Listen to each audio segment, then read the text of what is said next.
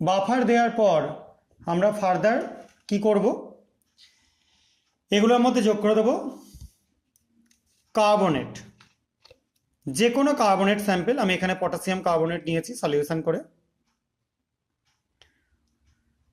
দেখতে পাচ্ছ milky white একটা প্রেসিপিটেট তৈরি হলো বা কার্ডি হোয়াইট প্রেসিপিটেট তৈরি হলো।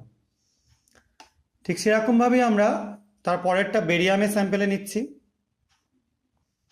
এটাও দেখো সেম কার্ডি হোয়াইট। থার্ডেরটা নিচ্ছি অর্থাৎ স্ট্রনসিয়াম নাইট্রেটের মধ্যে নিচ্ছি, দেখো এখানেও দেখো কার্ডি হোয়াইট প্রেসিপিটেট তৈরি হলো। এই তিনটেতেই তৈরি হলো কার্ডি হোয়াইট প্রেসিপিটেট।